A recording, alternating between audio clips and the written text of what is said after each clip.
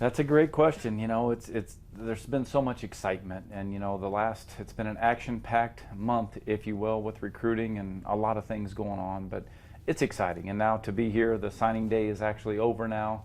I'm back here on a daily basis where you get an opportunity to be around your staff daily, get a chance to be around the team now. So I think it's starting to settle in a little bit. It'll be exciting for me when I have a chance to get my family up here for good. But I'm excited. It's great to be back home. A lot of special memories for me here, and I can't wait for the future. How much has campus changed? Have you gotten lost quite a few times, I would imagine? I have. That's funny that you say that. I have gotten lost. I've driven around campus, and I'm like, I was supposed to turn left right there. But the Ball State campus looks beautiful. You drive down through the middle of campus, see the bell tower.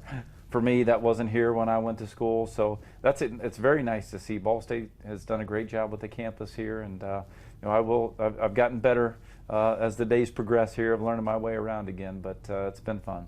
You got here on January 7th, like you said, right at the height of the recruiting process, at that tail end. What was priority number one when you walked through the doors as far as getting those commits in the right place? Well, the first thing I wanted to do is I wanted to sit in my office by myself and watch the recruits, to get a chance to see them on film, to see what their skill set offered, and get a chance to evaluate them for myself. And then after I did that, I had a chance to meet with our staff and make a plan of attack, because the biggest challenge was 18. There was 18 kids committed at that time. Well, 15 of those kids had already made official visits to Ball State. So the only opportunity I was going to have to see them was to travel to their hometowns, travel to their schools, to meet their parents, meet their coaches, and make sure they still felt excited about Ball State. Make sure their parents felt good about, okay, this is who I'm turning my son over to for the next 4 or 5 years. So that was the biggest challenge, I guess, for 2.5 weeks or 3 weeks of travel to visit these kids. But the assistant coaches did a great job of keeping this class intact, to making sure they still felt great about Ball State. So that was the biggest challenge, but our staff did a great job. Having the class of 2016 being your priority for the better part of your last month and your entire tenure here at Ball State, how would you characterize the class of 2016? Well, I think there's a lot of versatility. There's skill players. There's offensive line, defensive line. I think it's a well-rounded class, and certainly until you get them in on campus, until you get them acclimated into your building and into the normal activities of a student athlete, you'll never really know for sure until that day comes. But I'm excited about what I see on tape. I'm excited about the character and the makeup of these kids, and can't wait to have them in here and to help them develop, because I promised all of them during the recruiting process, not only do I want you to come here and be successful, I want you to leave here with a degree, to win a championship and to become a better man. And that's my, for all these kids, that's my promise to them and to their families.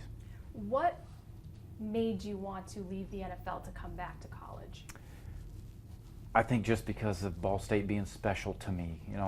This was a special time in my life. The 5 years I was able to be here, left with a ton of great memories, left with my degree here, 2 MAC championships that I was a part of in 1989 and 1993. And, I'd always hoped to have an opportunity to come back one day, did not know if it would present itself. So when I got that first phone call from Mark Sandy to ask if I was interested in the Ball State job, at that time I kind of thought to myself, wow, well, here's that moment. Now it depends, when I get an opportunity to meet with Mark face to face, I got to take the opportunity and run with it. And I knew that if the opportunity or the job was offered, I knew from that first conversation I was going to jump in full speed ahead and take it and run with it. What sort of advice have you gotten from your friends over at the Saints, mainly Sean Payton, when you told them that you were going to be heading to Ball State? Well, Sean has been a great mentor for me. He's the smartest guy I've ever been around in terms of football knowledge. And, I had a great one-on-one sit down with Sean before I left, just to ask his opinion on the hiring of a staff and how to go about that, what's the timeline. And he had great advice for me in that regard, great advice on how to deal and get acclimated to the college game again. But he's been such a great mentor for me, not only in football, but off the field. He's been a great friend. I owe him a lot. I always hope to maintain a tight, close relationship with him, and certainly he's been great when I've had to pick up the phone and call him and ask an opinion. And also Mickey Loomis. Mickey's a general manager for the Saints, and he's been a great mentor for me. He hired me back when I moved to New Orleans in December of 2002. So those are two great gentlemen that, being fortunate to be in this profession, to be able to work and cross paths with them has certainly made me a better person.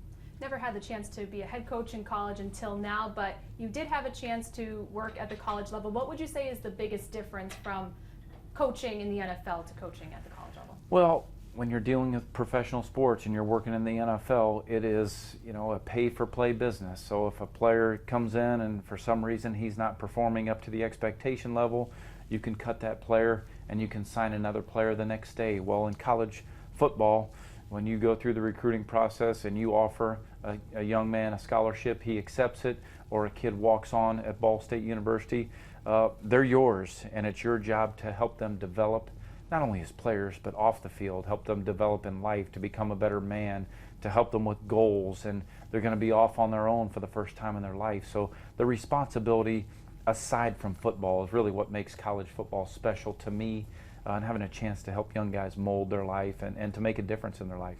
So we talked a little bit about the new class coming in next year. You've gotten a chance to know them quite well. What do you see out of the players that you took in? Well, I'm excited, very optimistic. I've had a chance to watch film.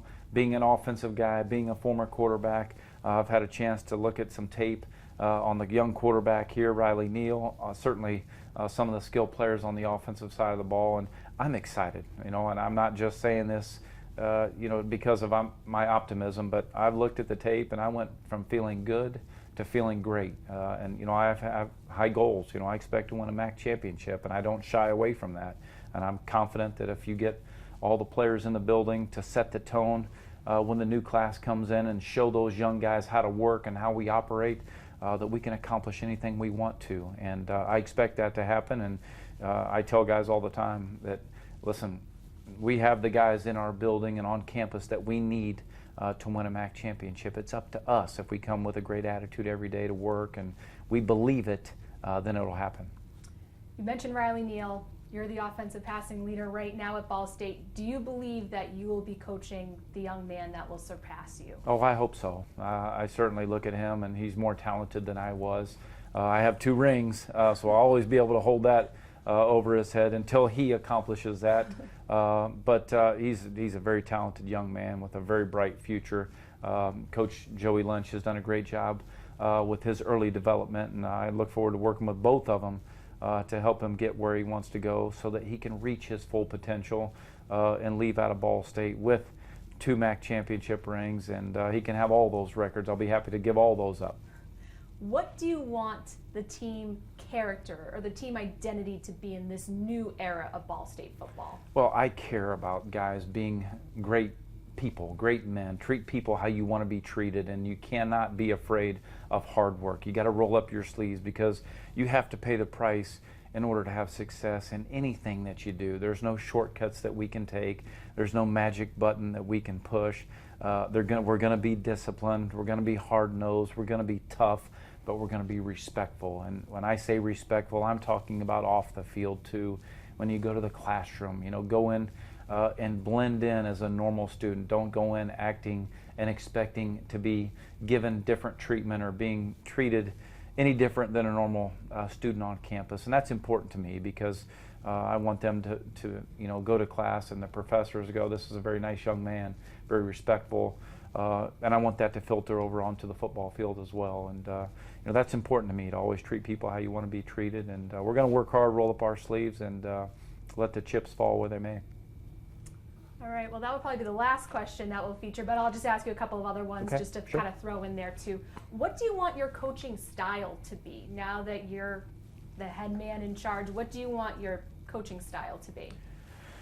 Well, I'm an aggressive guy by nature. I grew up and really kind of cut my teeth as a coach in arena football. And in arena football, it's such a high-scoring game that you develop a mindset that I expect to score on every possession. So you call plays aggressively, and you can't be afraid to take a shot when it's appropriate. And I would say my coaching style is, listen, I'm always going to feature the players' skill sets and try to put them in the best position to do what they do best, and that will never change. Offensively, we'll tweak our system according to what the player's strengths and weaknesses are, and according to how much information the quarterback can handle. And on the flip side of that, I've hired a defensive coordinator that has that same approach defensively, that hey, he's tough, he's hard-nosed, and he's going to put the players on defense in a position to do what they do best. But we're going to fly around and run to the football, and we're going to play an up-tempo, very fast game. You're a Muncie man. You hired a bunch of Muncie men to be your assistant coaches. How important was that to you to hire people that know the legacy of Ball State football? Well, listen, I want coaches that love Ball State and are passionate about Ball State and believe in Ball State. There's going to be 2 former players that are coaches on this staff besides myself, and Joey Lynch. Keith McKenzie, our defensive line coach, was a great player here. I had an opportunity to play with him. Joey was a great player here and certainly has been an assistant for the last several years here. So I want guys on this staff that just believe in Ball State. They want to be here. They're excited to come to work every day, and they believe that we can win a championship, and that's extremely important to me. What do you want Ball State fans to know about what they can expect to see when they come out here on Saturdays to watch you play? Well, they're going to see a team that's well prepared, that's well disciplined, that's going to play fast, and it's going to be an exciting brand of football. And we just encourage all the fans and all those students at Ball State University to come out to give Ball State football a chance. And you're going to be proud of the product you see on the field. We're going to make you proud. We're going to represent the university first class in the Muncie community in a first-class way, and we're going to win a lot of football games. We're going to have a fun tailgating section. It's going to be an interactive atmosphere on game day, and we're going to be very approachable as a team. And our fans, our players, our student athletes will be involved in the community, as well as our coaches, and we'll be looking forward to giving back in any way we can. And Ball State last couple of years has struggled offensively, bottom half of the MAC last year. Obviously, coming in as a quarterbacks coach of one of the elite NFL quarterbacks, who do you see as being your go-to guy on offense from what you've seen out of these guys so far? Well, I can't wait till spring practice starts so I can find that out. But you hope, and I've always been fortunate to be, being with the Saints organizations. We've never just had one guy that's been the go-to guy. We've always been an offense that spreads the ball around to 4 or 5 different playmakers, and having a quarterback like Drew Brees that's prepares better than anybody does. That's the goal. You want to have multiple guys involved so that all the players are excited about the type of offense we run. They're going to have plenty of opportunities to get touches. And then from the recruiting aspect, when we talk about your relationship with Drew Brees, do you think that was a draw at all for a guy to come in to Ball State knowing that he's going to be working under someone that was able to coach someone at that elite level? Well, I hope so, because we have a lot of, I'm fortunate to have a lot of great tape to teach off of. There's plenty of cut-ups and all of the Saints film from the last 2 years where if you're a quarterback, having a chance to learn and watch Drew Brees on film, study him, study the way he plays the game, there's no better tool to teach from than that. And I plan on taking advantage of that, and certainly hope that not only the young quarterback, but the receivers, the running backs, the type of offense we run in New Orleans, I'll have a chance to show off that tape for these guys coming into our building here, and they'll be excited about it.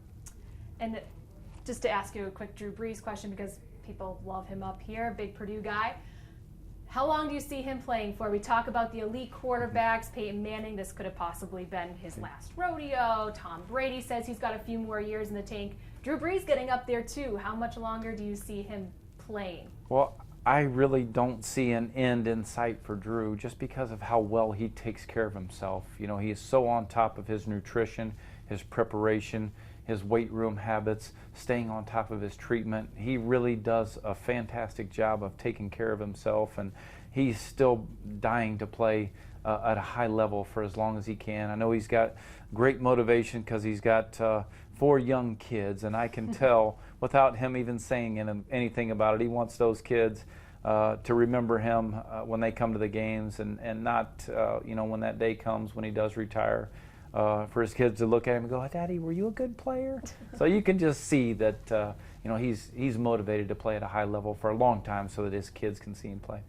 Then one last question for you, just because we're segueing into doing a quick interview with Willie Snead. How much does it help having him back on campus, back finishing up his degree, but he's also doing a little training with you guys as he gets ready for some March workouts with Drew? Willie's the best. He's got a heart of a lion. For that young man to make it in the Saints organization the way he has, and to not be willing to accept no for an answer, because he was cut several times by other NFL clubs before he arrived in New Orleans. And what an infectious attitude, a great worker each and every day. He is a great role model for every student athlete at Ball State University.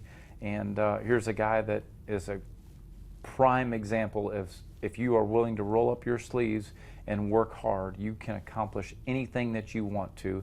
And I think it's fantastic that Willie is back on campus finishing his degree. And here's a guy that's, just had a fantastic year with the Saints, and for that to be first and foremost on the list of importance for him says a lot about him as a person, who he is character-wise. And I think it's fantastic for our kids to be able to see him work out with them, running around in the weight room, throwing some balls out on the stadium there. I think it's special for Willie to be back here. Love that young man. Excited for him, to be here, and I was very fortunate to be able to work with him with the Saints.